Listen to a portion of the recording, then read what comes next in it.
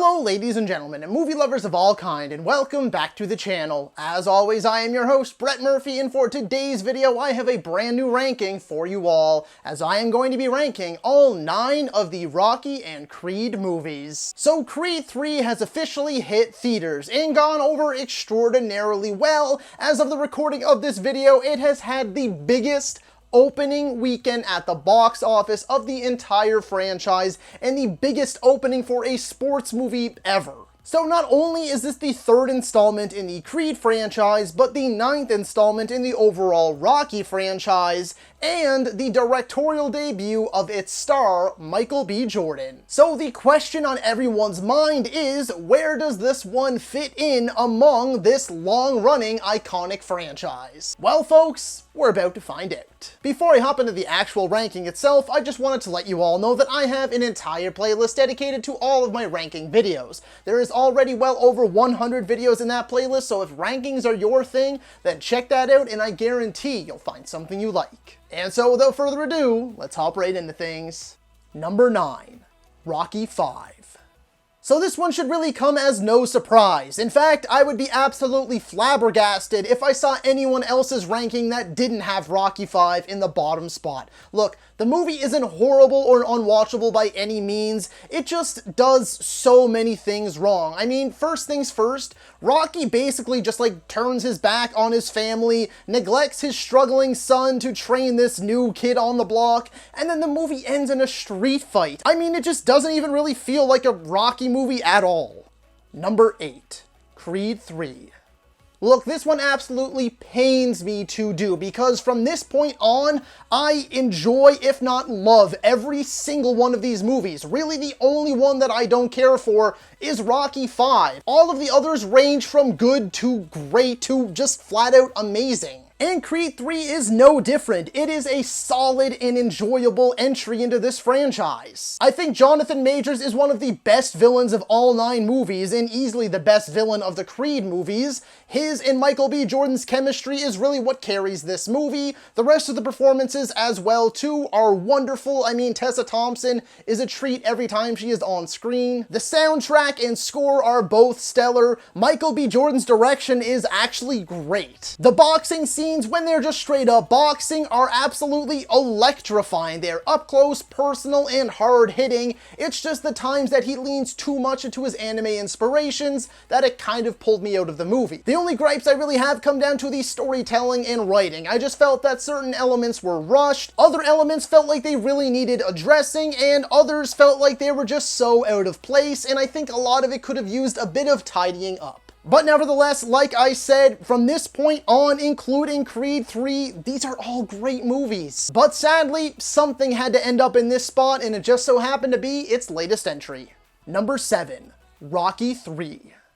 Okay, so I really don't have any gripes with this movie. I grew up loving this franchise, okay? And this one has always been one of my favorites. Clubber Lang is an iconic villain. He absolutely decimates Rocky in that first fight. This is where Rocky and Apollo finally become friends. They make amends, they train together. Rocky gets back in there for one of the most epic final fights ever put to screen. It is so much fun. It is soaked with awesome emotional beats like the passing of Mickey, and once again that friendship, that union between Rocky and Apollo. All of it is actually done really well, and I think this movie doesn't always get the credit that it deserves because it is awesome. And who could forget Hulk Hogan's appearance as Thunder Lips? So good. Number 6, Rocky 2.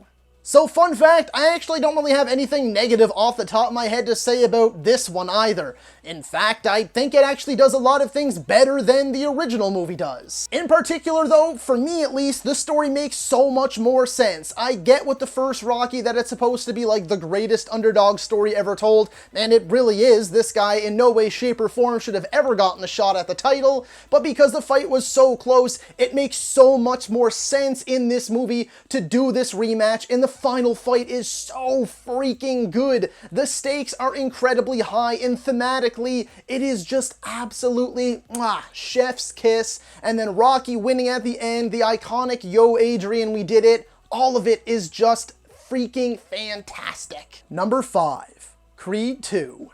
So oddly enough, I actually do have some negatives with this movie, but when it comes to comparing it to the ones that came before it, the positives outweigh the negatives in the movie and outweigh the positives in the other movies, if that makes sense. This might be an unpopular opinion, but I think that this sequel actually manages to get almost everything right that the first Creed did. I love the strain on Rocky and Adonis's relationship. I love the return of the Dragos. I love the added family dynamic both for Adonis and for Rocky, because Rocky does absolutely not take a backseat in this one either. He is such an important part of this story. The stakes also felt incredibly high and extremely real here. I mean, they are both fighting for something more than themselves, and I love that about this movie. And of course, speaking of Adonis and Rocky, I can't go without mentioning how effortlessly and flawlessly both Michael B. Jordan and Sylvester Stallone work their on-screen magic together once again. The only real negatives I have with this movie is that I felt the fight scenes took a bit of a downgrade. They just feel a little bit more Rocky-esque, a little bit more artificial, especially when it comes to the crowd.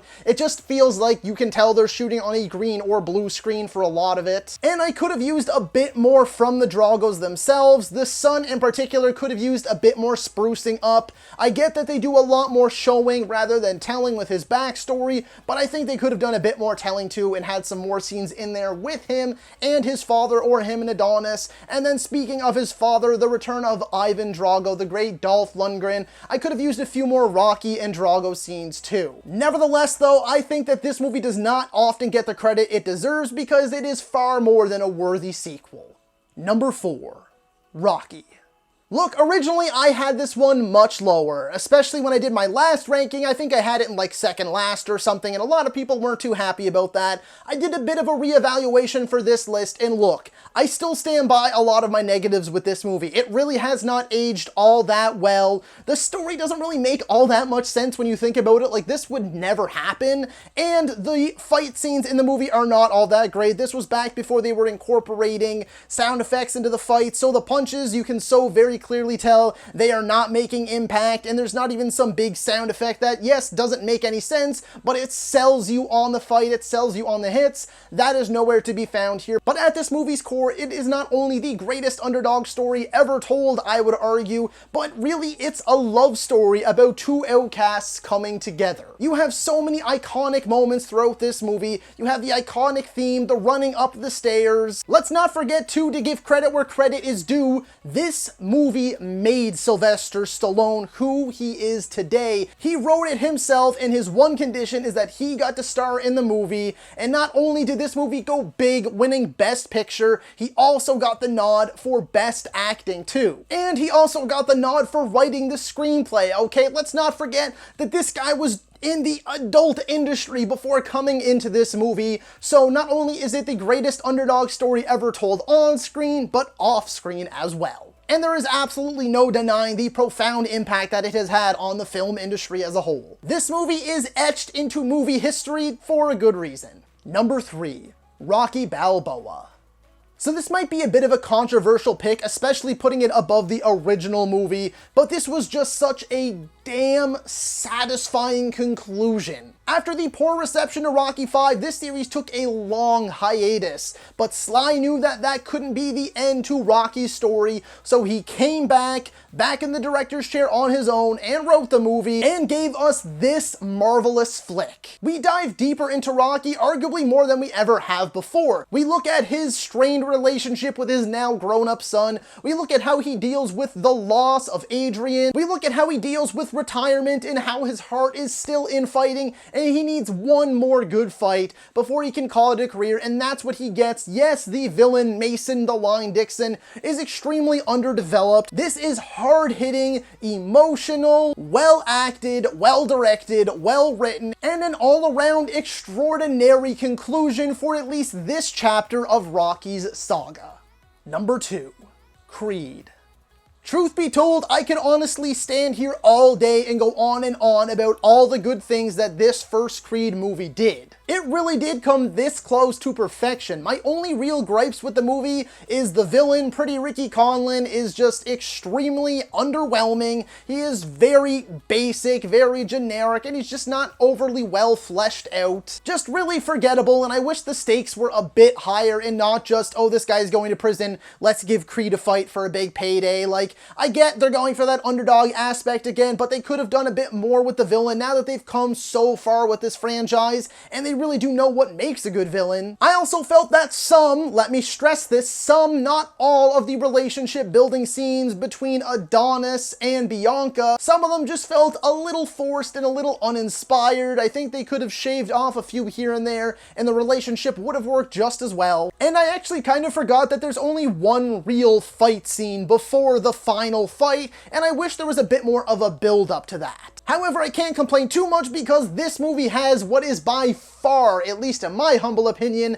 the best boxing of all 9 movies. It feels so realistic, it feels so gritty, it feels so grounded. I mean, when Michael B. Jordan gets knocked out in that final fight, he actually did that. He took it like a champ, so Michael B. Jordan wanted to carry the torch forward the right way and took a real knockout blow in this final fight, and it is so freaking spectacular. And also, we can't go without mentioning the one other fight that is shot to look like a one take, and it is truly breathtaking. But this movie does everything else right. The direction from Ryan Coogler, the acting, and speaking of the acting, I have still not forgiven the Academy for snubbing Sly. He deserved that Oscar, damn it. The soundtrack and the score, the emotional beats, the story, the stakes, all of the themes that are interwoven throughout this movie, top to bottom, this movie is brilliant. Number 1, Rocky IV.